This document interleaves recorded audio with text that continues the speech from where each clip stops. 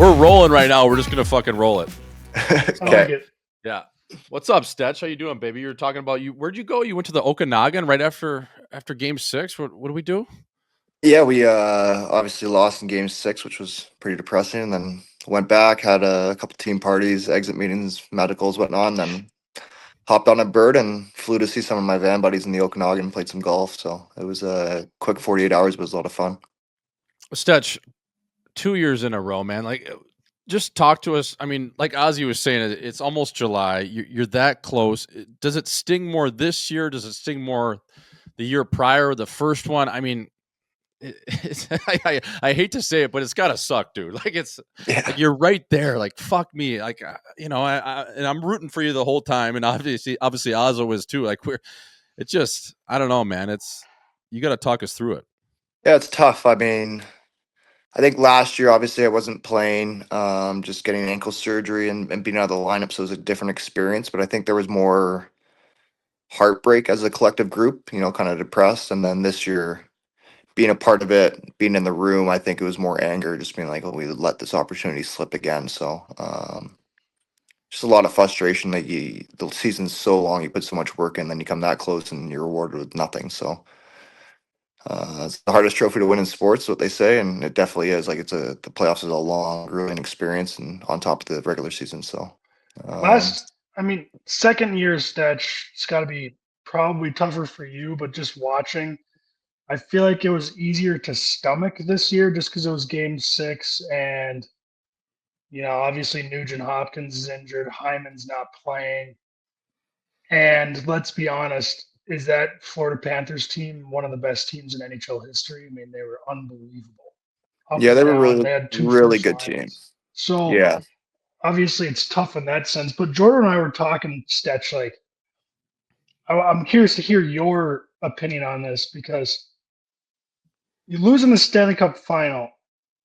Jordan and I are like, I'd probably rather lose first round. Like just get it over with. But at the same time, you do get to say you played in a cup final, which obviously not everyone can say, and that's obviously pretty goddamn sick to play in a cup final. So, I mean, are there times where you're like, God, I wish we would have lost first round, or you lose in the cup final, and you're like, at some point, are you kind of proud of making it that far?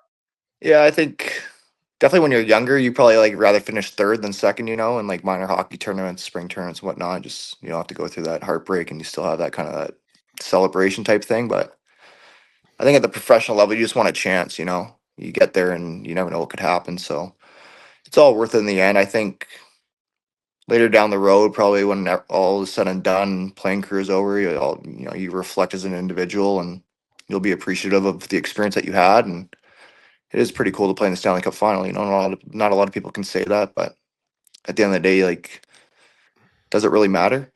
Like, there's only one winner. And tip your cap to Florida. Like, they were unbelievable. They were a really, really good team, and um, yeah, we just couldn't solve them. It felt like they had our number the entire series. There's kind of that stat they led the series for X amount of minutes, and we led for 30 or something. So just felt like we were playing catch up the whole time.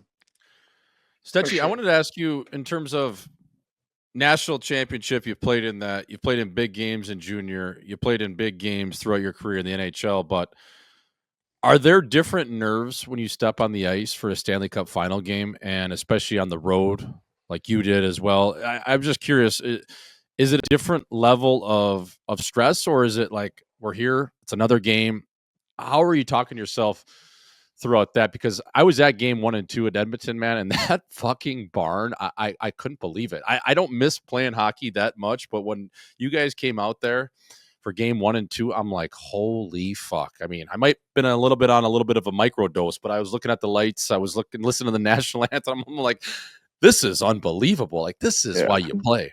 Yeah, it's the only experience that I think's greater than North Dakota. Like, it's crazy. I haven't had that experience anywhere else. So the fans in Edmonton are amazing, but yeah, you're definitely nervous, especially my situation, kind of in and out of the lineup throughout the whole year, and then get back into the finals. There's some nerves. You definitely try to dumb it down and tell yourself it's just another game, but you obviously understand the magnitude of the situation. So there are some nerves, but I don't know, Jack. Like It's funny that Jack's the head coach now because like there's a lot of his voices in my brain. It's like always get hit or take a hit first shift, and I just kind of live and die by that. Get you into it. So that was kind of my mindset when I stepped in, and I felt like I played really well in the Vegas and Dallas series, and then Florida was obviously a different beast. So it is what it is, man. Yeah, I feel like when you came in, especially when Chucky Knobloch inserted you and Kapanen in the lineup in that Vegas series, I feel like the tides turned. I thought it was new energy, new life. And were you guys having conversations? I mean, I know Cappy a little bit just from Toronto, just skating with him before camp and different things, and obviously being the same age as my brother Nicky. But were you guys having those conversations? Like, if we get in, we're gonna do our thing, or because I've been a part of those Black Ace skates too, right? Like you never know when you're gonna get in. Yeah, I think for Cappy and I, we both knew there it was going to be a time that we both get in amongst kind of that group, and we spent a lot of time together away from the rink. Played a couple of rounds of golf when we could. Obviously, weren't playing in the lineup at that time, and just working, going through the grind of being a Black Ace and bag skating. So um, you just never lose that belief, you know. Especially when you're on a team like Florida or Edmonton where you're so deep, you know there's going to be good guys sitting out, and that's kind of the way Cappy and I approach it. Was like, hey, we can play, we know that, but right now we're Yeah. not, and that's fine. But when we get our chance, like we're going to go in there and do our thing, and I think we did. Like I played really well. Cappy scores the overtime winning goal to win the series, and had a huge impact. Played a lot of energy, banging bodies. So yeah, him and I definitely bonded together over that experience, and I think it made us better when we both got in the lineup. Yeah, I mean, you mentioned. I mean, I'm going to go fast forward to the Cup final. You get inserted into the lineup, and it's obviously another pace. Like you can just see from each round, the pace just bumps up a little bit. How do you? I know you said take a hit, or give a hit the first shift, but like that's got to be all you're thinking, right? First shift, because I was thinking about your nerves, like putting myself in your shoes, and I'm like, dude, I'd be shitting my pants right now. This is insane. And then Yeah, they're yeah, coming so hard, like it's like, how do you adjust to that once you're out of the lineup for a couple games? yeah. It just comes quick, man. At the end of the day, you just got to go out there and play hockey and remember what makes you a good player individually. And I got in. I think it was game 5 or game 4 against Florida. I actually thought I had a really good first period, and then made a mistake behind our goal line with like a less than a minute left in the period, and ends up in the back of their net. So um, even with all those nerves, when you play well, there's still that opportunity to make a mistake. And sometimes when you make a mistake, there's obviously that opportunity to make up for it. So just not kind of living and dying by your strength, just going out there and play, just play. And I think that's the biggest thing is don't worry about the result. The result will take care of itself. Stecher, your win song, Pink Pony Club. Give us a backstory. Who picked it out? Was it after a big win, mid regular season? Were you guys rocking that all year? What's the backstory? Because I think it's a sneaky banger. I mean, fuck, I liked it. Yeah. When I was at Edmonton and you guys won game 1, I was like, fuck, put that shit on. I want to hear it at the pint. Come on, baby, one more time. Yeah, they were blaring it through the arena too, like when last minute of play, if we were up or whatever, and the fans would start singing it. So it was pretty Yeah. cool. I think it came from I think we were in Vegas or something during the regular season. I don't know the full backstory of it, but I think Connor Brown released it somewhere in an interview. But Yeah. it's something we just kind of rallied behind. It's kind of a cheesy song and got the boys going. So we also had another one too, actually called "Plead the Fifth," where we'd all clap around, and that was a lot of fun too. So those are the things that make like hockey great. Even Yeah. at Nodak, like coming in and seeing Hack yell Sioux sweep and boys just going nuts. It's just like those little quirky songs, different little skits or whatever you want to call them. That's what bonds everybody together. It's a lot of fun. Yeah, for sure. I wanted to ask you too, Stetchy, who's your biggest rah-rah guy in the room before a game? Yeah, fella, let's go. Hey, fuck yeah, let's go. I got the first one. Yeah, boys, come on here. Good war me. Like who's the guy that's just nonstop, the buzzsaw kind of gets the boys going? I always love those guys. You'd be surprised, but it was John Klingberg. That guy is hilarious, man. No way. The Yeah, he Swede. had so many one-liners, so many nicknames for the guys. Like instantly from day one, he just fit in with their group, and he had the guys hooting and hollering, laughing so much before every single game. And another guy would be Pears, maybe a little bit different. I think he was superstitious, kind of say the same thing at the same time, which guys caught on, and that became kind of a joke and funny, but it got us going. But yeah, Klinger, man, that guy, some of his one-liners were unbelievable. That's funny. I always like those guys. Stetch, obviously, everyone in the room wants to win the cup for themselves, for their families, for everything they've done throughout their careers. But there's got to be a little added motivation to try and get one for McDavid and Draisaitl, right? Like you just like there's that little extra maybe centimeter inch. You're like, God, I really want these guys to win one. Like, can you guys feel that at all? Yeah, like, I think that's so true. Like, obviously, you want to win for your team first and foremost, and then individually, it's been everybody's dream to lift that trophy, and your family support you all that way. But when you have two of the greatest players in the world on your team, and you talk about legacy, like I think they need to get a cup, and it's only a matter of time before they do. But you definitely want to be a reason why they get it, and you want to help them achieve that. But added pressure, I don't think would be the right way to put it, but you definitely have it in the back of your mind that you want to help like those guys achieve their ultimate goal for sure.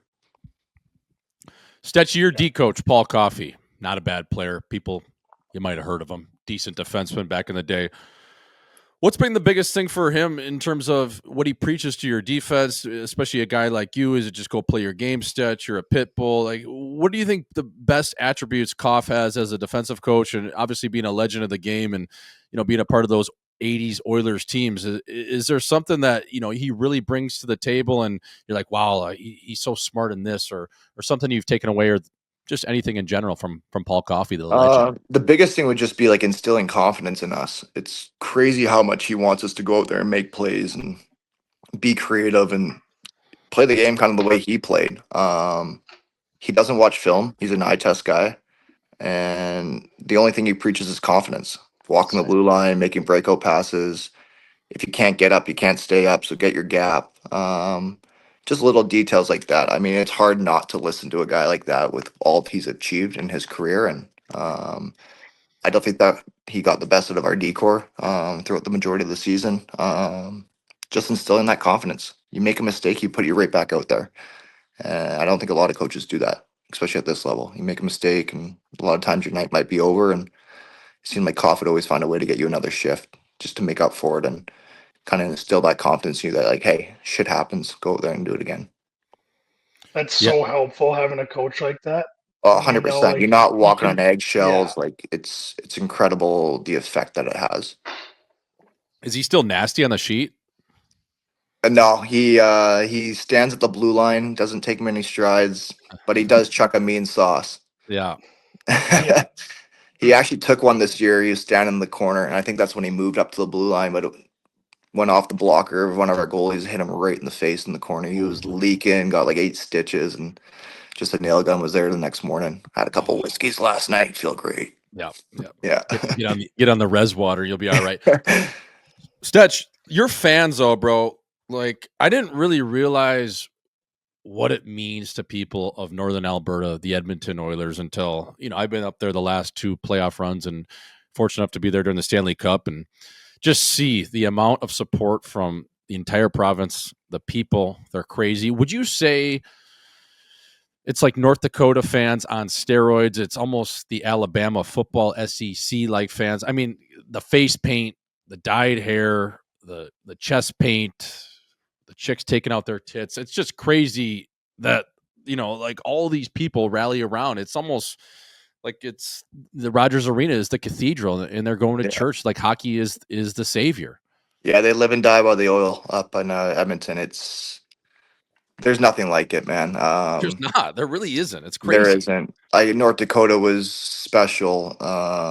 Some of my greatest memories, but it doesn't compare, and I don't think it should. It's college compared to professional, but in saying that, that just shows like how good North Dakota is and the fan support there. But yeah, Edmonton it's a different breed, man. You got the lady dressing up at the Stanley Cup. You got guys wearing their hard hats and their overalls coming from the oil rigs. You got the girls wearing the hard hats and their corsets, and you got face paint. Yeah, I mean, you go through it, and walking out on the ice before the national anthem is one of the coolest things you'll ever experience. Just the orange towels waving, completely dark. Enter Sandman. You get chills. Yeah, we're so fortunate to have the fans that we do, and more than anything, you just want to do it for them. Like they've had such a long drought from winning back in the '80s when they were winning consecutively, and I just want to try to get back to that. Dude, I met those guys that wear the hard hats and they wear the construction outfits. They were actually at the Pint before we did a little bit of like an appearance thing or a show. And I met those guys. They stopped by and they stand for the whole game. And this for the series, the game at least 1 and 2, I was at there behind your net, so I was sitting just right off them in the corner. And I met them before the game. I'm like, guys, you don't even sit down for the TV timeouts, and there's people right behind them.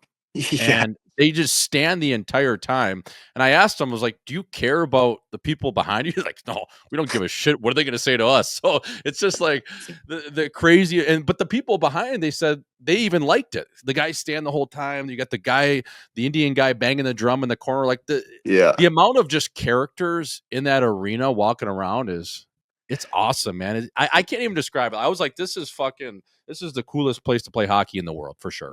Yeah, the other thing is, like, I don't understand how, like, guys like that afford to go to every single home playoff game. Like, tickets in the lower bowl are absurd, and they're just there hammered, dressing up in the same outfit for every game, having the time of their lives. And I think a lot of it is they just go up and work on the oil rigs for X amount of months, and they come back down for playoff time, and that's their vacation, man. They just make the most of it, and it creates an unbelievable atmosphere. You can definitely feed off it on the ice, and it's a special atmosphere to be a part of. Yeah, it's funny you say that, Stetch. Sorry, Ozzo. The one kid said his dad, like, they had a sponsor, like it was one of the kids' dads. He's like a big time oil guy, but all the other kids are just like blue collar beauties. So, like they get these tickets paid for, and they're like, the dad loves it, so they just kind of float the cash. That's amazing.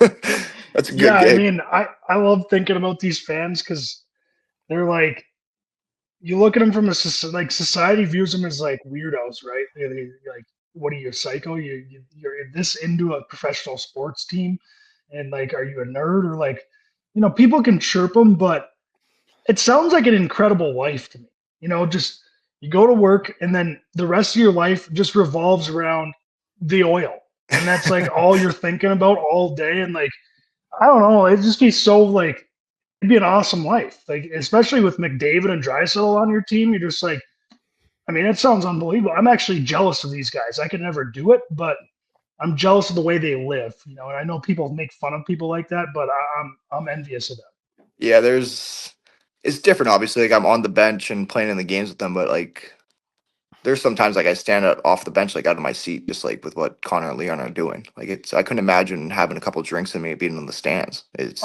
You know what I mean? Like, it's edge of your seat entertainment with those guys every single night. So it's special for the fans, obviously, to have them every single night in their town, be able to go out to their games and watch, and special for me being their teammate, getting to see it firsthand every single day. It probably makes you better in practice too. Oh yeah, facing those guys 1-on-1s, 2-on-1s, you get lit up in practice, but definitely makes you a better player in the game. You kind of try to learn some things on how to shut them down, but still haven't figured it out.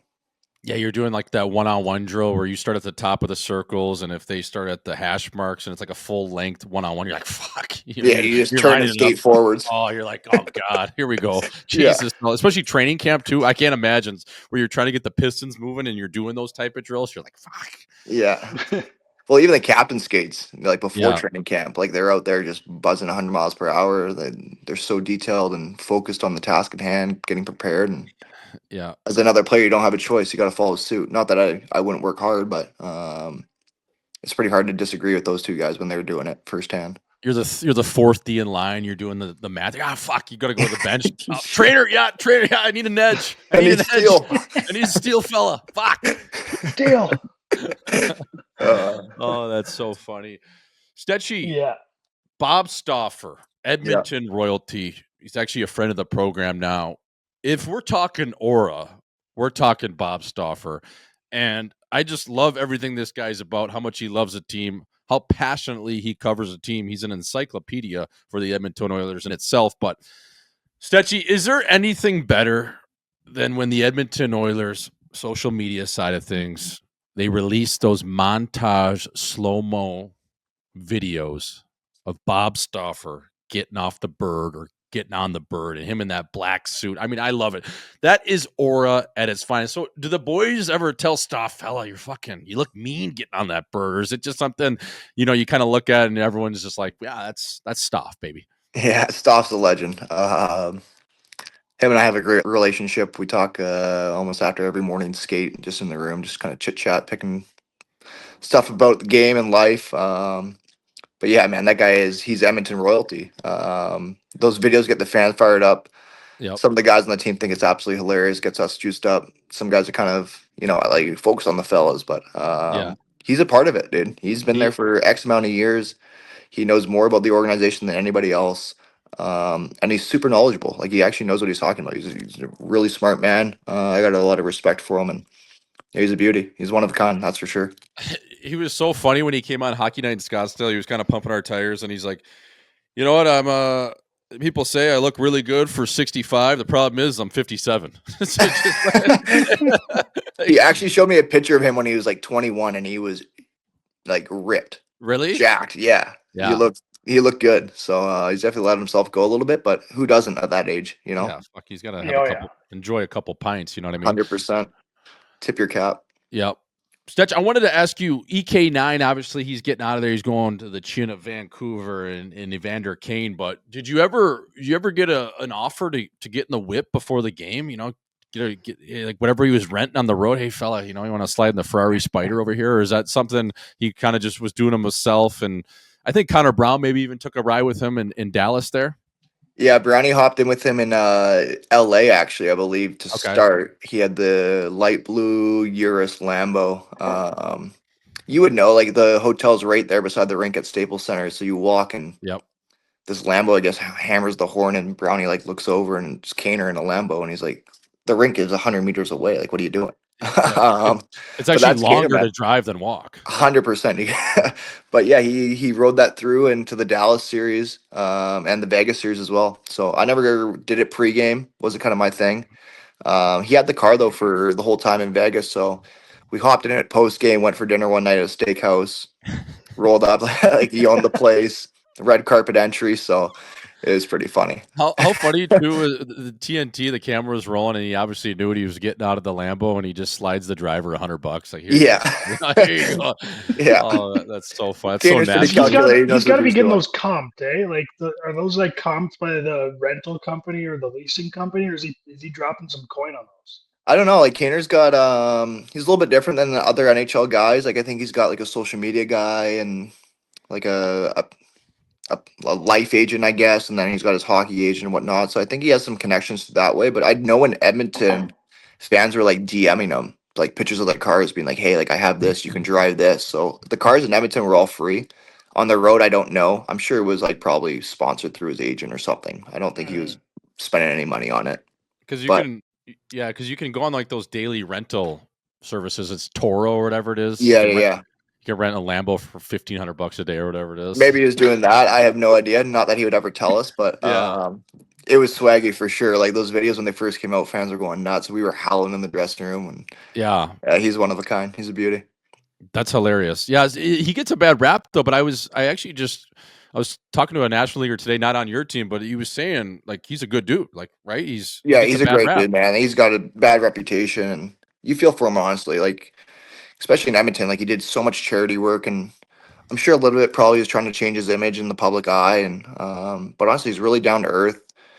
You can talk to him about anything.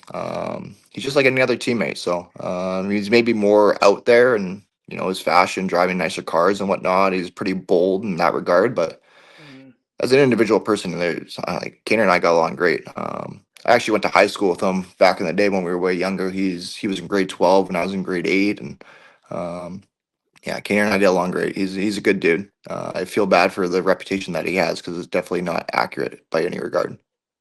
That's good to hear, man. That's cool.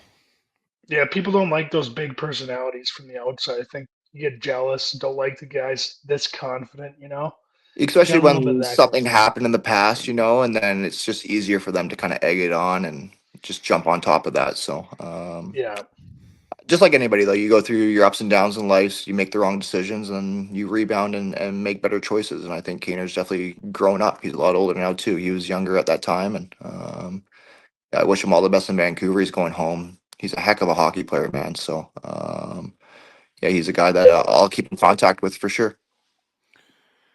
Stetchy, it's almost fucking July, brother.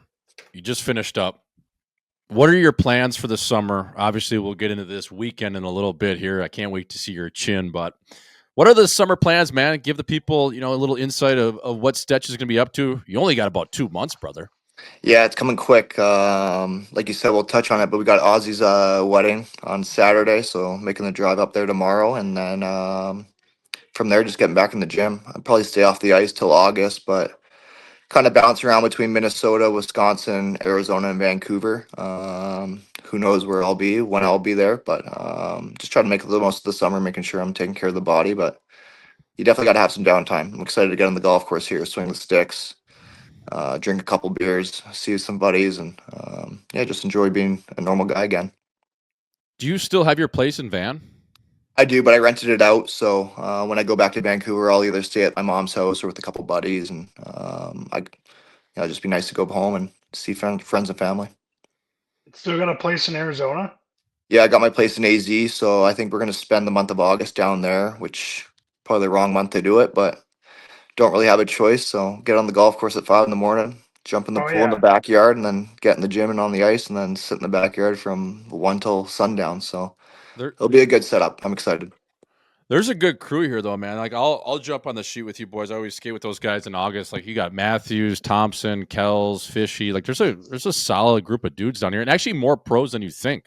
Like random guys, like Josh Mahura was down here last year. There's some solid guys. Yeah, there's a lot of guys. Like even Matt Dumba before he played for AZ, he had a place down there. So I think a lot of guys go down there for tax reasons and obviously the weather. And it's a great skate now that they have down there. And then one of my old trainers actually from Detroit, he works at Exos now with a bunch of the NFL guys. So I'm going to work out with him, and it's a great setup. I'm excited.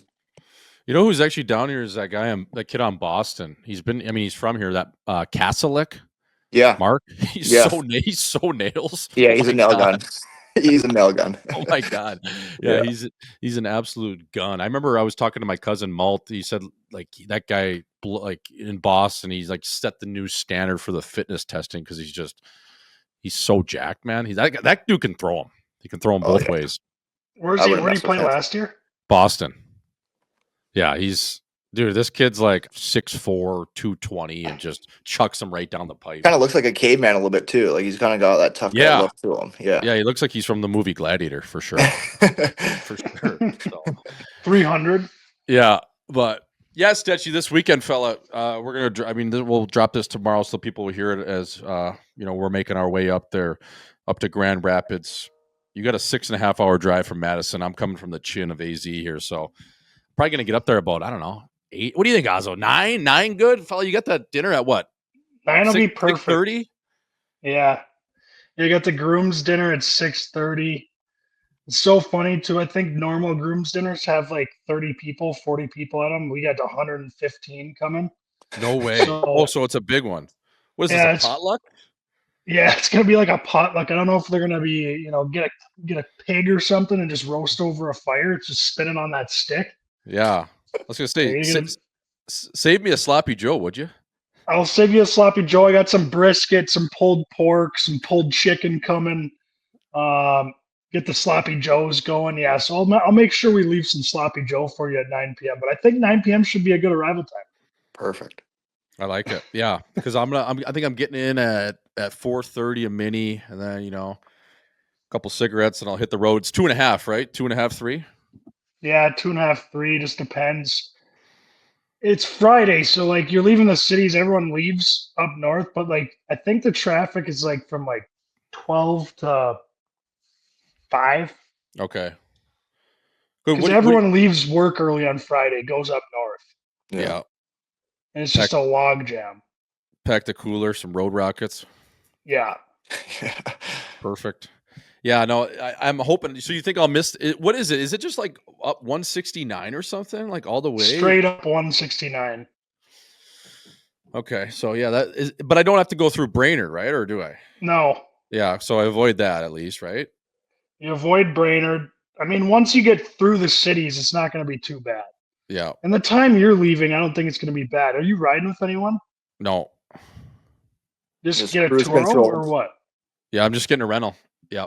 I didn't want to be on anyone else's schedule. So That's a good play. I'm just renting. So you know what I mean? Like it's the ride up's not bad, but the ride back when you're like, I gotta do this and I gotta, Ride with what car did you dude. go with? Did you order a car on Turo, or did you go through like Enterprise Rent a Car? Yeah, I did Enterprise.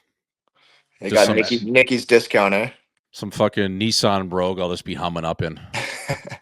Cloth seats with cum stains on them. Perfect. Yeah. Stetch, you got yours coming up here. I mean, late July, but Yeah. I love that choice. I mean, how'd you land on the Western theme? That's going to be unreal. Yeah, I don't know. Em and I just want to do something fun, something different for the welcome party. So we just decided a Western theme. Obviously, the date's late July, just to do with hockey. Obviously, going to the finals last year, kind of realized like there ain't much time in the summer, so we had to kind of pick a date around that. Yeah, the only down part of it is like a lot of the guys will be going to Europe for their training camp, so they're going to be missing it. So really excited, obviously, for my wedding. Em and I have been together for 8+ years now, so it's definitely time to. She's probably pumped. Yeah, to put a ring on the finger, but I'm excited to see all you guys at your wedding because a lot of the guys won't be able to make it to mine, so it's gonna be a great time. I'm excited to see the Sioux boys. Yeah, the Sioux boys all at one table right next to the dance floor. It's gonna be a great time. We got the speeder shades going. So that table will be empty. Nobody will be sitting. Yeah. Yeah. Yeah. Yeah, exactly. Is Tomber going to be there tomorrow, or is he still in South Africa? Tomer is going to be here tomorrow. I don't know when. So he lands tomorrow.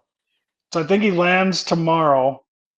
I mean, he's probably got like 6 flights to catch. He's leaving Africa, so like, barring any of these flights get delayed or whatever happens, I don't know what airline you fly out of Africa. Like what? I don't know what the airlines are going there, but yeah, the Soul Train does what the Soul Train wants. It's gonna be a battle for him. I told him like, dude, you can honestly just skip. Like I just saw you so many weekends that you don't have to fly back from Africa. And I think he's flying into Des Moines too, so he's got to drive. Oh my 8 God. hours, 7 hours. Oh, that's an absolute poke, fella. If he makes it, I'll be surprised. I'll tip my cap. I don't doubt it. Though, He'd probably be the last one standing too. Yeah, that's true. That's true. I can't wait, boys. Obviously, Stetchy, to see you. Dale Saunders, I'm fired up for. That's probably my number one seed, just to see this guy. It's just so funny. So Dale Saunders and Matt Harder. Yeah. So pumped to see those boys. I think Nikki Matson's coming too. That's good. Gordy's coming as well. Matt's huge for the confidence, Jordo. You know, he laughs at every joke you say, so you just feel like the funniest guy in the world. It's unbelievable. I was texting him yesterday, and they weren't even that good at jokes, and he was still laughing. I was like, "Fucking right." So, I got some good mojo going here. Yeah. But Stetch, you'll be back in Madison right after the wedding. Yeah, I believe so. I think we're going to go to Morgan Woolman on Sunday, and then kind of figure it out from there. We'll have to tee it up, fella. Do you play any tennis? You know what? I don't. It's something I've wanted to get into for a while now. I do play a little bit in the summer, but I'm so trash, dude. We should play, man. We should get out there and rally. It's so fun. I'm a good net guy, doubles. Well, I could see that. Of course you are. That's about it. Just grinding on the fucking paint. Of course you are. Getting it off the wall. Take a hit. Put me in the back, though. It's brutal. I'm hitting home runs every single time. That makes a lot of sense. Stetchy at the net. Just a bulldog. But Ozzo, I don't have anything else for Stetch. We appreciate him coming on, especially right after the season, man. I know you're busy. You're still unthawed from the heartbreak and everything, but we really do appreciate you coming on, brother, over here at Live and 5. And obviously, we'll see you tomorrow. But thanks a lot for coming on, fella. It means a lot. Yeah. Thanks for answering those hard hitting. I wouldn't even want to answer these questions if I was Stetch. I'd be fine. It's part of the business, baby. Yeah. So. All right, boys. Well, I guess tomorrow we'll have a tequila or a whiskey or whatever we're getting on. Ozzo, tape to tape with you. Stetchy, thank you for coming on, brother. You're always Live and 5 royalty over here. So, friend of the show, that was Troy Stecher, folks, defenseman, number 51, the Edmonton Oilers. Woo!